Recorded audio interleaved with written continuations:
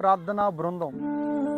ఈ ప్రార్థనా స్నేహితుల ప్రార్థన బృందంలో గత 7 సంవత్సరాల నుంచి మేము ఎంతో అద్భుతంగా, చాలా ఆనందంగా సహోదరుల ఐక్యతగా నివసించే ఎంత మేలు, ఎంత మనోహరము అనేటటువంటి దేవుని యొక్క 133వ కీర్తన గ్రంథంలో రాయబడినటువంటి అధ్యాయంలో ఉన్నటువంటి ఆనందాన్ని నన్నే కాదు, నాతో పాటు ఉన్నటువంటి సహోదరుని అలాగే సహోదరుని అడిగినా కానీ ఈ పిఎఫ్లో ఉన్నటువంటి ఉన్నతమైనటువంటి అద్భుత సాక్ష్యాలు, ఈ పిఎఫ్లో మరి ఒక దేవుని పరిచర్య మాత్రమే కాదు, కుటుంబముగా, అన్నదమ్ములుగా, అక్క చెల్లెలుగా, ఒక ఊరు కాదు, అనేక ఊర్లతో, అనేక కుటుంబాలతో కలిసి జీవన దేవుని గణపరచడం అనేది ఏదో జీవన యాత్ర అనేది నిజమైన జీవన యాత్ర. అంటే క్రీస్తు నందు ఒక కుటుంబంగా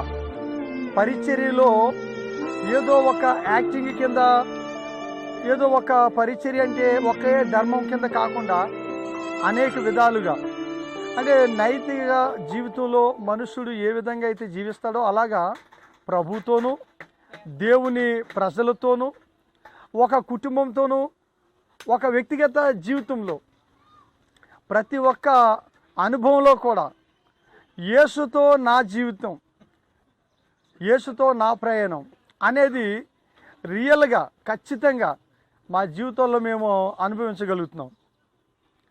ఈ దినాన్ని నేను మాట్లాడేది నెల్లూరు జిల్లాలో ఓగూరుపాడు అనేటువంటి ప్రాంతంలో ఒక ప్రియమైన కుటుంబాన్ని మేము కలుసుకున్నాం. ఆ కుటుంబం ఎవరో కాదు, ఈ పిఎఫ్లో ఉన్నటువంటి ఈ ప్రార్థనా స్నేహితుల ప్రార్థన బృందంలో అతి కీలకమైన వ్యక్తి.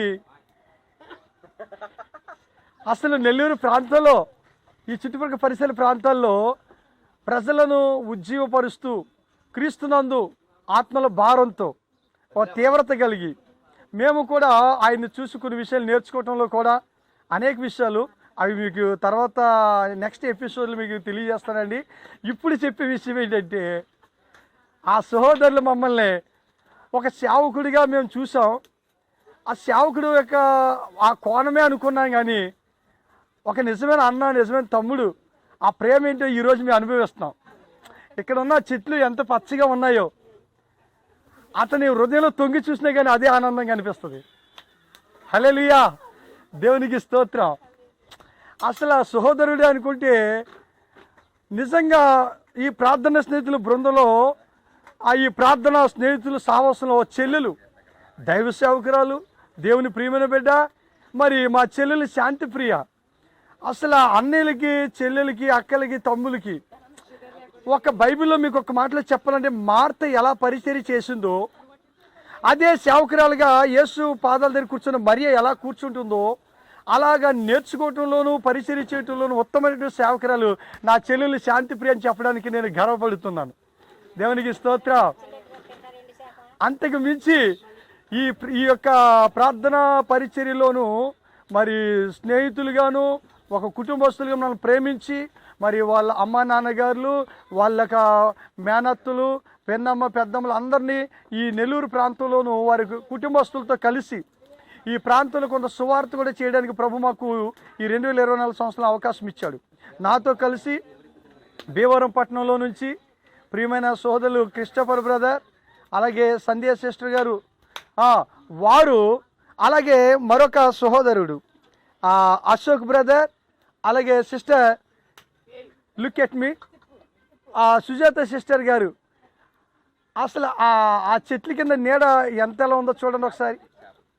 ఆ అన్న నిజానికి భార్య భర్తలుగా కూడా ఈ పిఎఫ్లో ఉన్నటువంటి ఒక గొప్ప అద్భుతమైనటువంటి ఒక దేవుని ఆశీర్వాదం ఏంటంటే, ఎక్కడికి వెళ్ళినా కానీ భార్యను తోడుకొని తీసుకుని వెళ్ళే ఒక గొప్ప పరిచర్య అండి.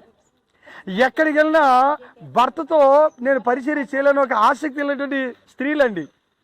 ఇలాంటి గొప్ప అనుబంధంతో మాతో పాటు పిల్లలు కూడా వచ్చారు. అంటే అమ్మ నాన్న పరిచర్యతో మేము కూడా అనుబంధం కలిగి ఉండాలనే ఆనందంతో చిన్న పిల్లలు, ముఖ్యంగా చెప్పాలంటే ఈ 2024 సంవత్సరంలో ఒక అద్భుతమైన సాక్ష్యం ఏంటంటే, మాకు అభిషేక్ అనేటటువంటి విజయవాడ ప్రాంతం నుంచి వచ్చినటువంటి తమ్ముడు, అసలు వాళ్ళ అమ్మగారిని చూస్తే మీరు, ఆమె చూడడానికి మీరేమి కంగారు పడద్దు, నాకు బాగా చనువు, మంచి ప్రియమైనటువంటి అక్క. మనిషి అయితే ఆత్మీయ జీవితంలోనూ ఎలా ఉంటుందని మీరు అడిగితే ఒక ఉదాహరణ నేను చెప్పగలను. మమ్మల్ని బలపరిచినటువంటి అక్క గురించి ఒక్క మాట చెప్పాలనుకున్నాను. మీరు నవ్వొద్దు, అతిశయం ఆహాస్యం కోసం కాదు, కానీ మనిషి లాగా ఉంటుంది, కానీ మనసు మాత్రం మర్రి చెట్టులాగా. ఆమె ఆత్మ బలం చాలా తీవ్రతమైనది. ఇది నాకు ఎంత ఆనందం. మీరు కూడా ఆనందిస్తారని ఈ మాట చెప్పాను తప్ప, నేను విజయవాడ ప్రాంతంలో మేము కలిసినప్పుడు కలవరి మహోత్సవాలు మీరు చూస్తే యూట్యూబ్ ఛానల్లో అర్చనారెడ్డి అని కొట్టినట్లయితే మీకు తప్పకుండా కనిపిస్తుందండి. ఆ మహోత్సవాలు ఈ సంవత్సరం చాలా అద్భుతంగా జరిగినాయి.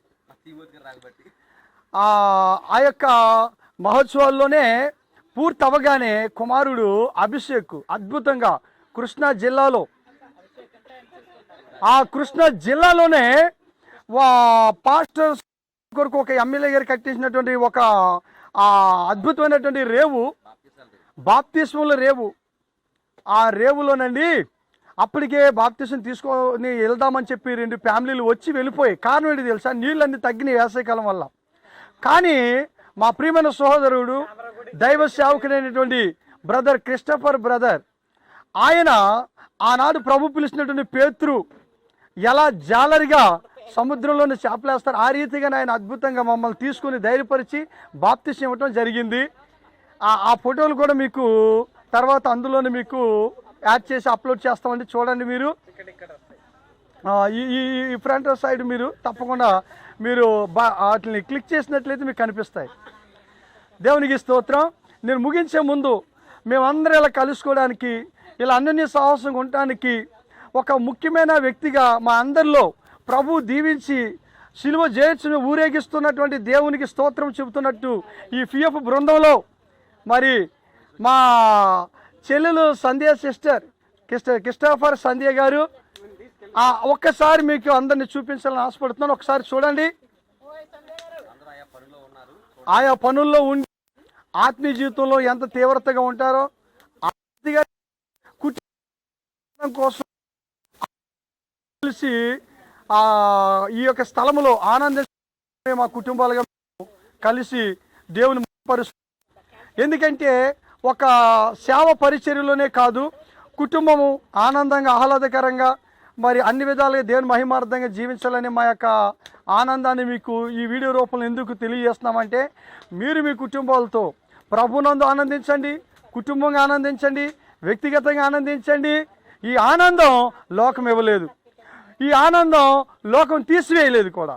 ఇది ప్రభు ఇచ్చినటువంటి శాంతి, సమాధానం, జీవమైనటువంటి మార్గం. అయితే అందులో ఈ ముఖ్యమైన వ్యక్తిని చెప్పడం మర్చిపోయాను.